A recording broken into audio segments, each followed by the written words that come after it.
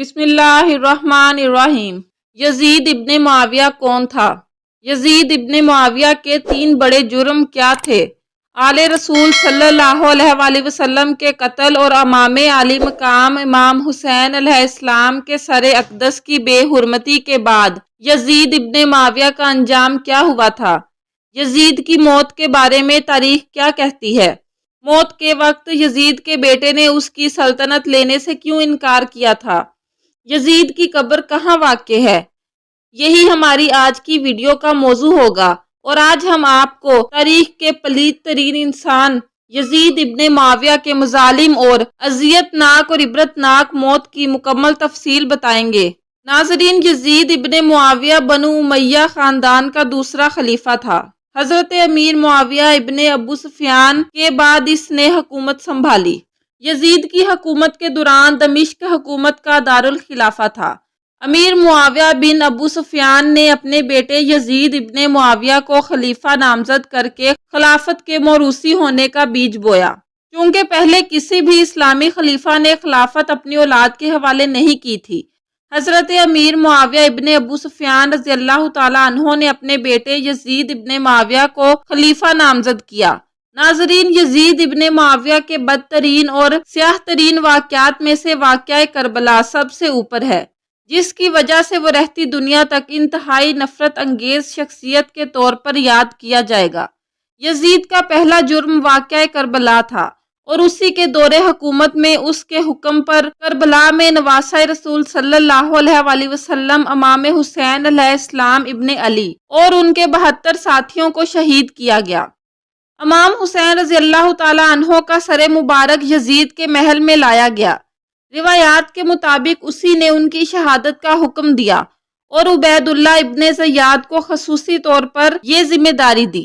اور جب امام حسین علیہ السلام کا سر انور اس کے سامنے آیا تو اس نے خوشی کا اظہار کیا اور ان کے اہل خانہ کو قید میں رکھا۔ ناظرین، یزید لعین کا دوسرا جرم خانہ خدا بیت اللہ شریف پر سنتاری تھی۔ اس نے بیت اللہ شریف یعنی اللہ رب العزت کے عظیم گھر پر پتھر برسائے۔ اسی دور میں عبداللہ ابن حنظلہ کی تحریک کو کچلنے کے لیے مدینہ میں قتل عام ہوا، اور عبداللہ ابن زبیر رضی اللہ تعالیٰ عنہ کے خلاف لڑائی میں خانہ کعبہ کو مسمار اور نظر آتش بھی کیا گیا۔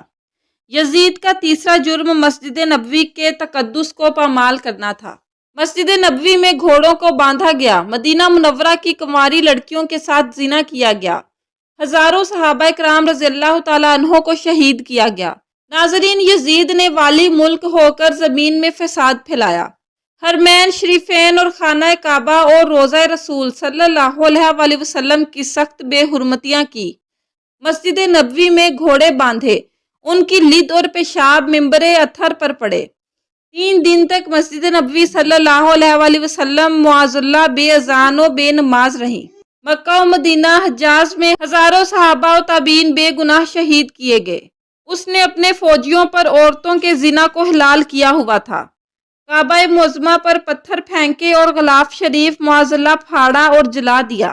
مرگ یزید کی موت ایک معمہ ہے اور انتہائی عبرت ناک ہے۔ تاریخ اس کی موت کے بارے میں مختلف قیاس رائیاں پیش کرتی ہے۔ واقعہ کربلا کے کچھ دن بعد یزید ایک انتہائی موذی مرض میں مبتلا ہوا، جس کے سبب اس ملعون کو پیٹ میں درد اور آنتوں کے زخموں کی ٹیس نے اسے ایسا تڑپایا جیسے مچھلی پانی کے بغیر تڑپتی ہے۔ حمص میں جب اس کو اپنی موت پر یقین ہو گیا تو اس نے اپنے بڑے بیٹے کو بستر مرگ پر بلایا اور امور سلطنت کے متعلق اسے کچھ بتانا ہی چاہتا تھا کہ معاویہ ابن یزید نے بے ساختہ چیخ کر کہا، نہایت ذلت و حقارت کے ساتھ یہ کہہ کر باپ کی پیشکش کو ٹھکرا دیا کہ جس تاج و تخت پر اہل رسول صلی اللہ علیہ وآلہ وسلم کے خون کے دھبے ہیں، میں اس کو کسی بھی صورت قبول نہیں کر سکتا۔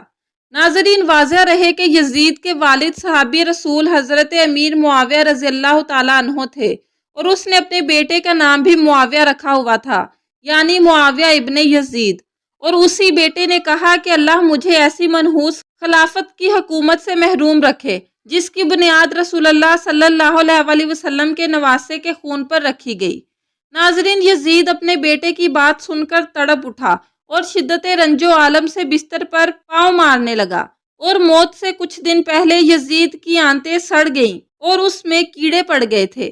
تکلیف کی شدت سے وہ چیخیں مارتا رہتا تھا۔ پانی کا قطرہ حلق سے نیچے اترنے کے بعد نشتر کی طرح چبھنے لگتا تھا۔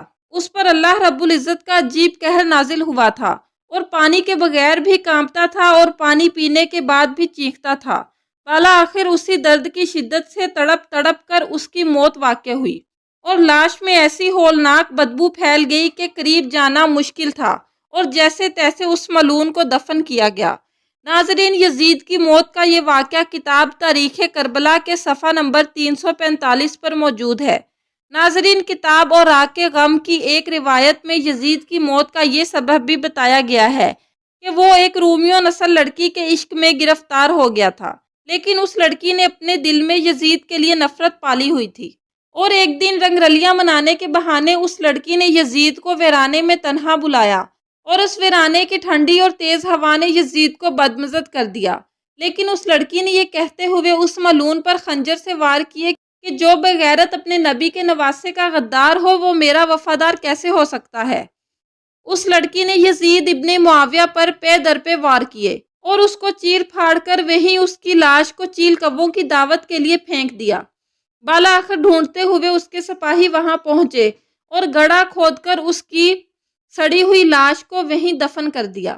ناظرین، کتاب امام حسین کی کرامات کے صفحہ نمبر 47 پر ایک مقامی شخص نے یزید کی موت کے بارے میں لکھا ہے: ایک دن یزید اپنے بندر کو خچر کی پشت پر بٹھا کر اس کو دوڑا رہا تھا اور خود بھی مستی اور مدہوشی کی حالت میں گھوڑے پر بیٹھ کر اس خچر کے پیچھے دوڑنا شروع کر دیا۔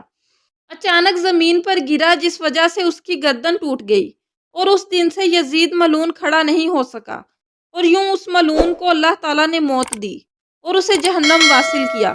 یزید صرف 3 برس 6 ماہ تخت شرارت و خباثت کر کے 14 ربیع الاول سن 64 ہجری کو ملک شام کے شہر حمص کے علاقے حوارین میں 39 سال کی عمر میں واصل جہنم ہوا اور اس ملعون کی قبر دمشق میں آج بھی نشان عبرت بنی ہوئی ہے۔